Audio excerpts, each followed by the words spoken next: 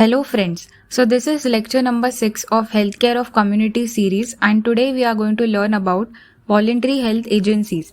We will discuss what is voluntary health agencies, what are its function and examples. I have already made videos on ASHA, ICDS, PHC. You can watch it. I have put the link in the description below. So let's get started. So what is voluntary health agency? It is defined as an organization that is administered by an autonomous board, collects its own fund for its support chiefly from private sources, and it aims to improve the public health by providing health services, providing health education, and by advancing research and legislation, or by combination of these activities. The services are provided with the help of voluntary or paid staff. The functions can be remembered using the mnemonic GASP, where G stands for guarding the work of government agencies. By setting a good example, the voluntary health agencies can always guide and criticize the work of government agencies. A stands for advancing health legislations. The voluntary agencies can also mobilize public opinion and advance legislation on health matters for the benefit of whole community. That means they make people aware about the important health issues like tobacco use, pollution, unsafe drinking water, etc. So when many people support a cause, it makes the government to make or change laws. This helps in creating better health rules and policies that benefit the entire community.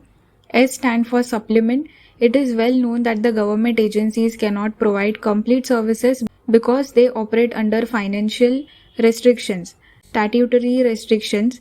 The voluntary health agencies can help strengthen the work of government agencies by lending personnel.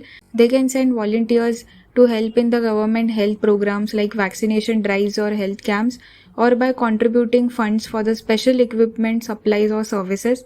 P stand for pioneering. The voluntary health agencies are in a position to explore ways and means of doing new things. Research is one form of it. When the efforts succeed and bear fruit, the government agencies can step in, take over the project for the benefit of large number. The family planning program in India is an example of that by the voluntary agencies which first led the movement. When the importance of it was realized, the government accepted family planning as a national policy. E stands for education. There is unlimited scope for health education in India. The government agencies cannot cope with the problem unless it is supplemented by voluntary effort on the part of people. They carry out extensive information, education, communication technology activities. D stand for demonstrating. They demonstrate the effectiveness of public health measures by implementing the measures in the community. For example, the borehole latrine in the control of hookworm infestation by Rockefeller Foundation. Some examples of voluntary health agencies are Indian Red Cross Society, Hind Kusht Nivaran Sangh, Indian Council for Child Welfare, Tuberculosis Association of India, Bharat Sevak Samaj. So with this we have come to an end of this lecture. If you found this video helpful, like the video, share it with others and subscribe for more.